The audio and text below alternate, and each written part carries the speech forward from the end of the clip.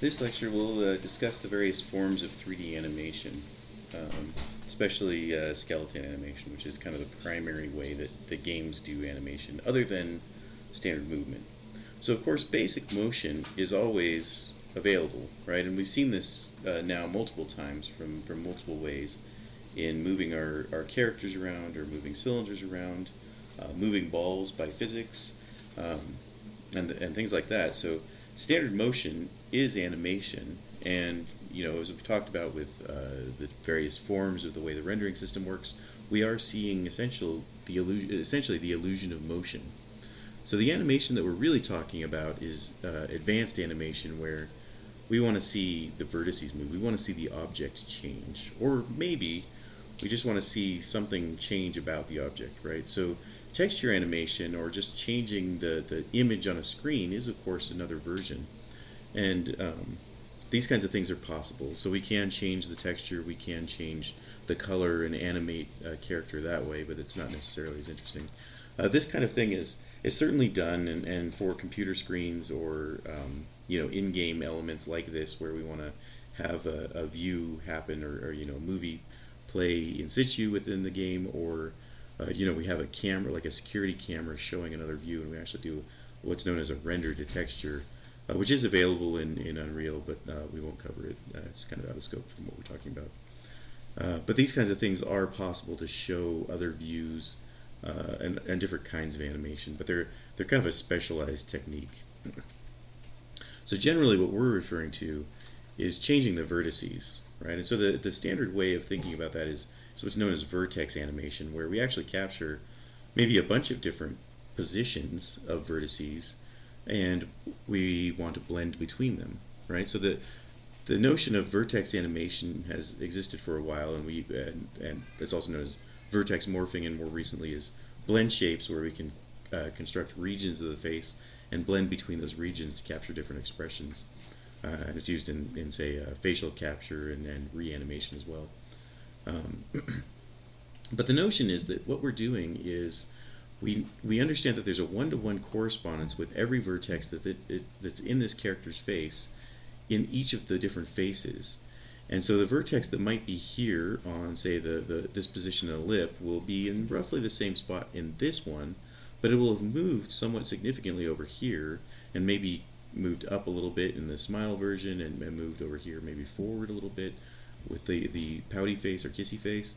And so each of these situations, the vertex moves in each of these positions, but you have the same vertex. And so what you're doing is essentially saying, well, if I want this face, then I have this vertex, and if I want this face, then I have the vertex from here. I'm going to reposition that vertex from here. And what we can do is use linear interpolation to move from, say, this face to this face, or even blend between faces. We could say I want to be about 50% this face and 25% this face, and another 25% this face, right? You may not do that in reality. It might make for a very weird expression, sort of a weird blend between all three of these faces.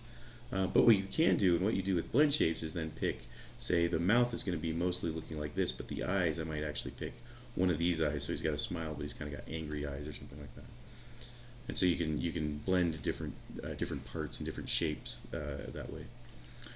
So just to remind you of what linear interpolation looks like, if we consider P0 to be sort of the initial vertex, then T is controlling the amount of blend, right? So T says, if we're at 0, I'm going to choose entirely this vertex, and if T is at 1, I'm going to choose entirely this vertex. I'm going to essentially move my vertex over to that other position. And if I'm allowing T to be 0.5, then I'm somewhere in the middle. And so what I can do is use that to say blend between P0 and this P new. So I might say T equals 0.5 lets me have half of this face and half of this face, for instance. So that's one way we can do the blend. And of course, I mentioned that it's possible to blend multiple, but I'm going to leave that as an exercise outside so that we don't have to overcomplicate the discussion. So again, if you imagine T, we'd say T0 is this face, and then as we push the T toward the 1, we get closer to this face. And that's by moving each individual vertex. So let's look at a smaller example of that. So let's say we have this pyramid, right? And this is the one pyramid shape we have, and this is the alternate pyramid shape we have. So as I move from t0 to t5.5, this center really moves downward, right? And so it moves to flatten this whole thing. And then, as I move from T1, the center moves downward this way, right? And we could almost see that, these bottom parts of the triangle, these bottom vertices, the bottom three, move up a little bit maybe and alter their location. Maybe this back one actually doesn't seem to move at all. It's sort of in the same location, but these front two move up a little bit here, and then they move up finally in this space here. So each vertex doesn't have to move at the same rate. It depends on where it's trying to get to. And so we say, if it's moving from here to here, then what the T5 says is it needs to be halfway between, or the T equals 0.5, means it has to be halfway in between where it started and where it's finishing. But that's for just this vertex, and this vertex is going to be halfway between where it started and finished, but it travels much less far. And so each of the vertices can have a different path. So again, this vertex doesn't really move very far from this face to this face, but say the bottom lip does move quite a bit, right? So each of these vertices that control the bottom lip will move much further in respect to capture this face. So as you go from 0 to 1, you won't see much change right here, but you will see the mouth go from closed to open, and it will essentially animate from closed to open when moving in this way. As another sort of more generic example, as long as we have a one-to-one matching between all of our vertices, then each of those vertices can be wherever we want them to be. It doesn't have to be a matching face. Usually it is things like faces, because there are a lot of details in the face and it's actually hard to capture with other animation techniques. But really the whole idea of morphing vertices works as long as you know which vertex belongs to which in the final image and where it goes. And so again, we sort of move each of these vertices toward the sphere shape, right? And halfway between each of them is going to move a different amount depending on how close they are to sort of their final position. So one interesting case study for using this kind of morphing between vertex targets is these customization things that we've become used to, especially in role-playing games, where it's possible to change features of the face, change the width of the eyes or the width of the nose. So in this case, we're looking at the Sellian depth, which, after I looked it up, is this region right here, and whether it's sort of inward or outward. And what often happens here is that we have the modeler kind of pick maybe the two extremes, and this is really setting our t-value. And so it's saying, if a t-value is 0 here, I'm going to pick the one extreme that I modeled for the nose, and if I'm 50%, then I'm kind of halfway between the two extremes that I modeled, and then the other one is the full extreme, right? And so that allows you to move all of the vertices around within the face, and subregions really. So we're using the blend shapes in this case to capture that. So blend shapes give us certain regions of the face, and then what we're doing is just saying that subset of vertices are the ones that we want to move based on these weights and measures. And so we're really setting a t-value for all of these things, and in some cases maybe we allow a t-value to go from -1 to 0 to +1, and then I'd actually pick between, say, 3 different settings at that point. But again, it's really just linear interpolation and doing morph targets. And then the same is true, again, because faces are complicated, a lot of facial animation and especially talking and things like that, we in the industry, they'll capture the face from a human performer with a bunch of dots that represent regions of the face that are moving, right?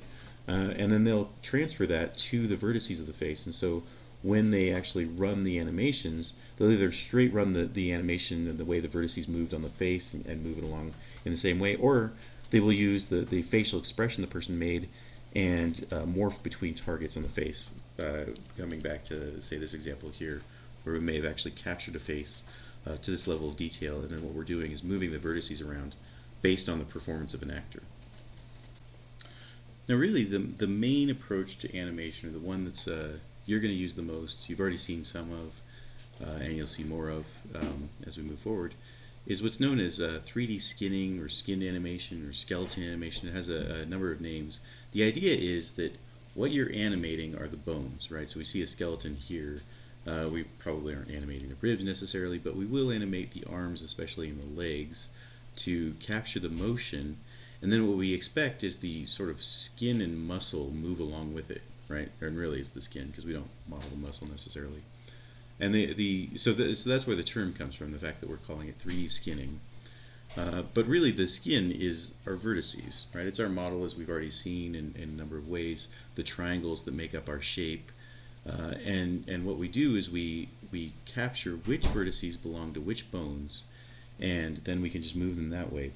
And what's useful here is that, one, it's actually easier for the animator to take care of, but it's actually easier for the computer as well.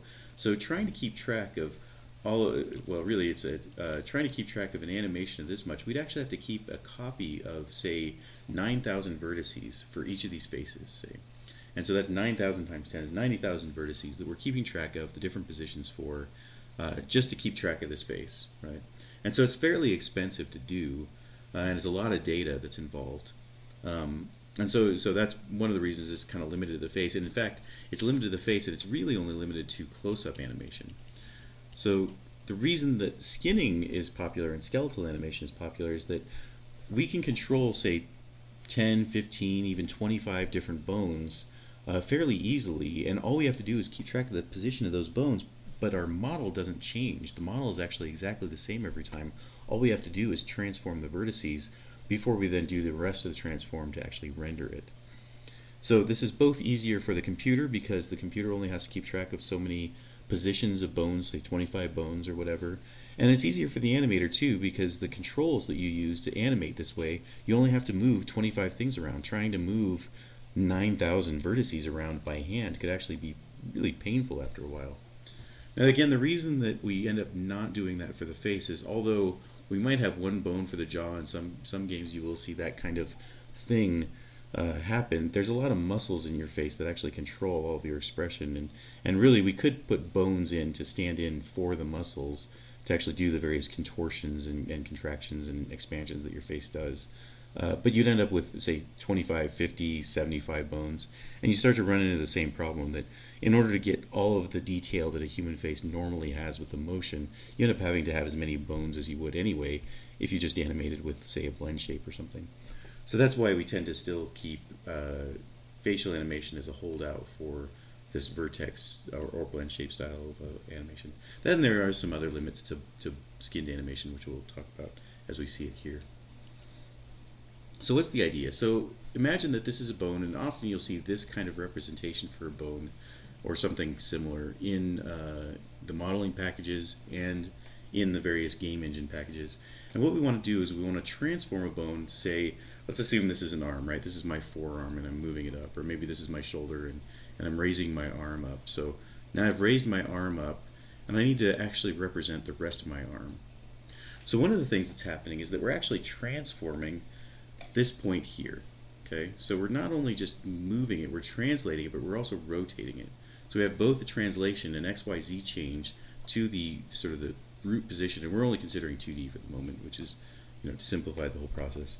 But we're also changing the direction that its up is facing, right? So we're kind of rotating it around this joint here and moving it.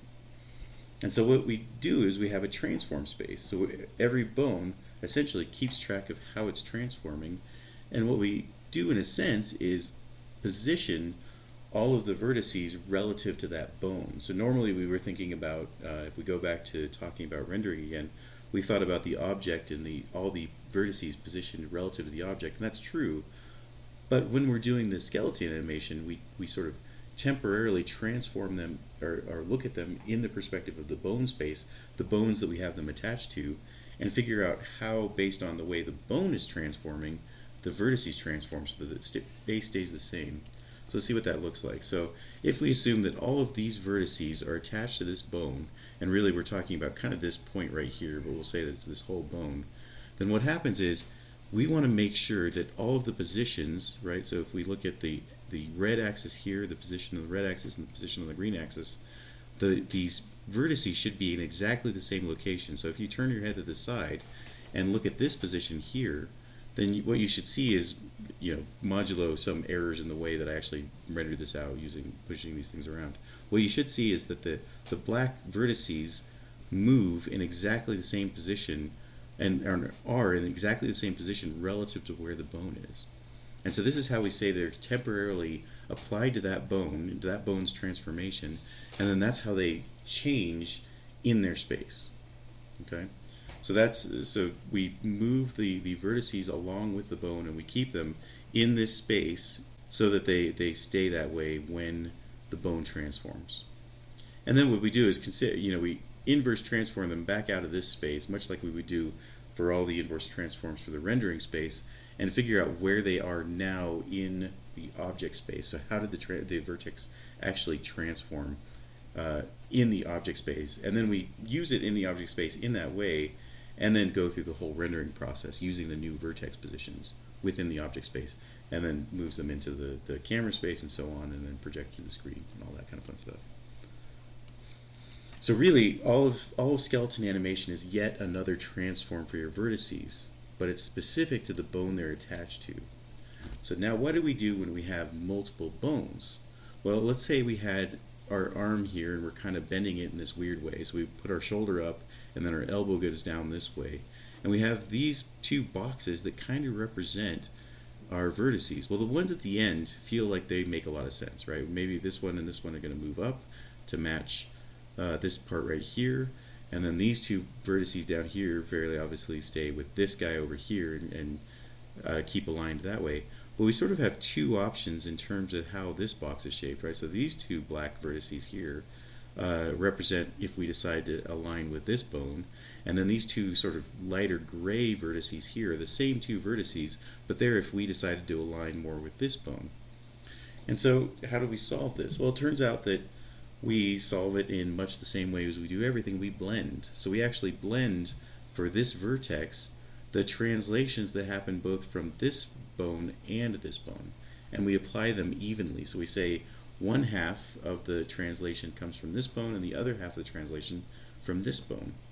And so when we get this kind of shape where we might have imagined it being perfectly flat here and just a rectangle, when we actually do this bend to the bone, then by blending the vertices, the attribution of both bones to this vertex by 50-50, right, so half here, then what we get is a final transform that looks something like this.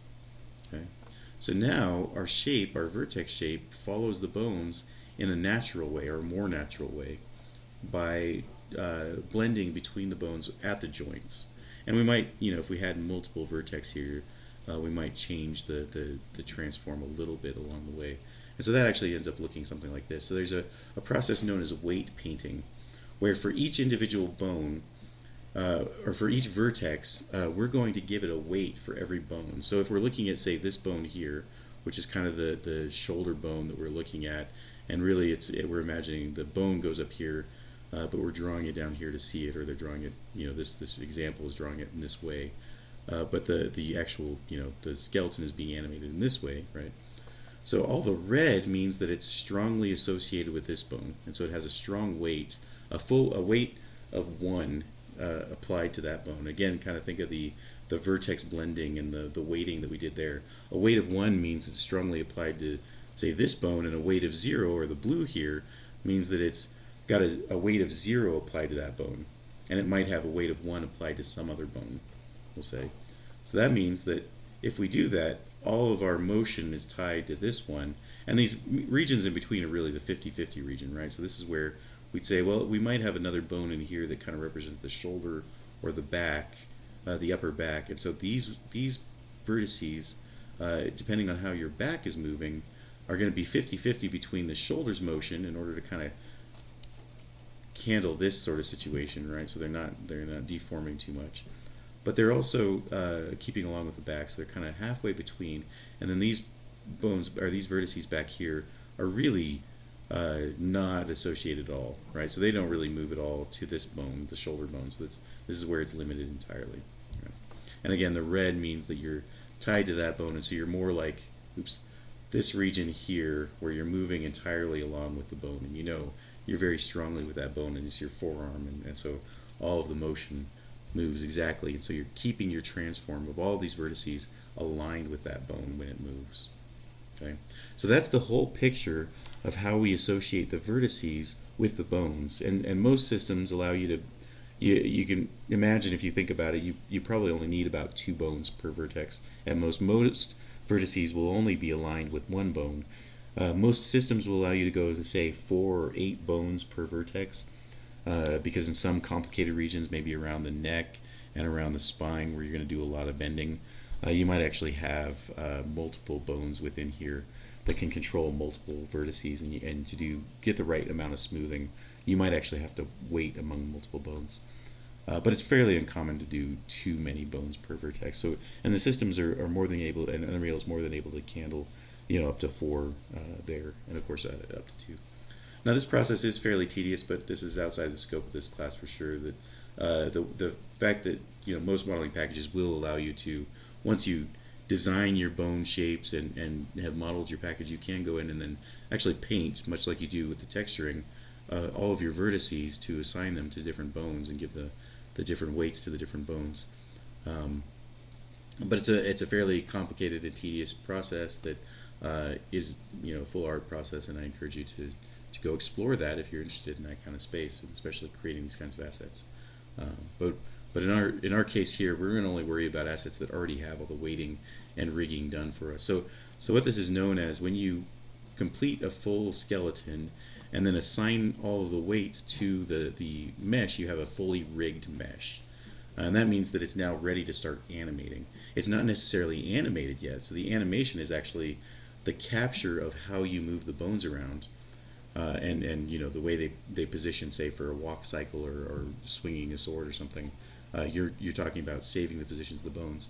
But this is, at this point, once it's been weight painted this way, it's a fully rigged mesh. Okay, so how do we animate then?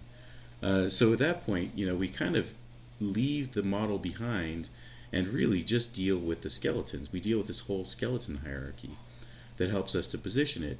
And one of the things that we guarantee about a skeleton hierarchy is that the bones really don't separate.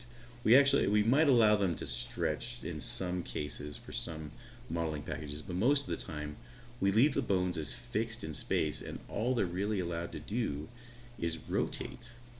Now what's interesting is that even though we only allow the bones to rotate, much like we saw here, where we really only pivot the entire bone around a pivot joint, you can imagine that that's true of your arm, right?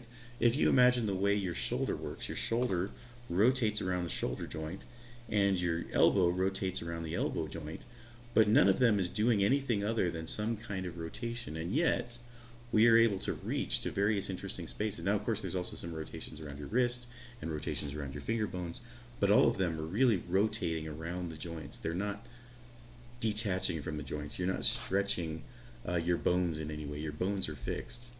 And so that's the way we think of it with skeleton animation as well. And the idea is what's known as forward kinematics. So by having a base joint, and this is maybe a complicated arm, it's actually the kind of arms that we would use with robots and things like that, right? Factory robots that need to move. We might have several joints. So humans only have 2 jointed arms, maybe 3 if you can count the wrist. But we can still reach a far number of places by translating. And so what we think of is that we can first rotate around this axis and kind of move the arm where we need to, and then we might bend this joint to some degree to bend maybe the shape up, and then we might bend this joint to get it there, and then finally we're reaching to a certain point, or taking a step, or grabbing a gun, or putting the gun out in front of us, say by stretching our arm out, by putting the final joint into the position. So it's called forward kinematics because we're moving forward through the hierarchy. So we start with sort of the base joint, something over here, and then we move into the hierarchy. So this is a child joint of the base, and then this one's a child joint. And we're moving forward down the child hierarchy. So what you'll see is when you see some of these structures, you actually see the hierarchy here, right? So we start with the root, which is usually, again, the object root and placed at the between the feet at the center, right at ground level. And then often the first bone is something like the pelvis or maybe the spine. And so that's the next bone in the hierarchy that can move relative to the bottom joint here. And often it's just this one is the root joint is allowed to kind of translate as much as it wants to. It doesn't get constrained by rotation. But beyond that, the pelvis joint is kind of fixed to the root, and everybody else is allowed to rotate.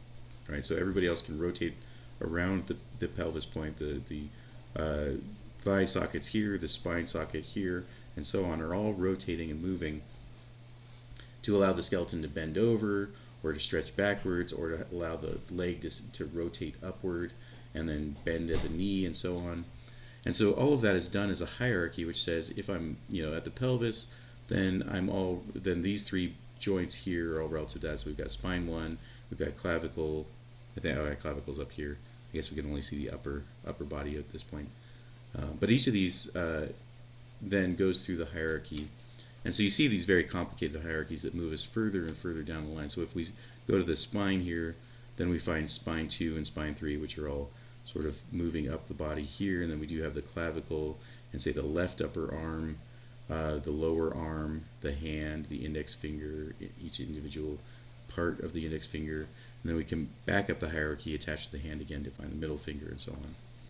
So that's how essentially the whole animation process works. The animator is performing forward kinematics by rotating the joints through the hierarchy to get the hand and the foot and maybe the head and all of that to a certain position in space, and really the body and everything else as well. Now there is something known as inverse kinematics, inverse kinematics, where essentially we go the other direction, which is that we know we want the hand to be at a certain location. So we have a doorknob out there, and this is really what your brain does when it's trying to solve this problem. You see a doorknob, and you want to reach to that doorknob and grab it. You don't really think about the motion of either your shoulder or your arm or your elbow joint. You think about moving your hand to that position, and your body sort of solves the inverse kinematics for you.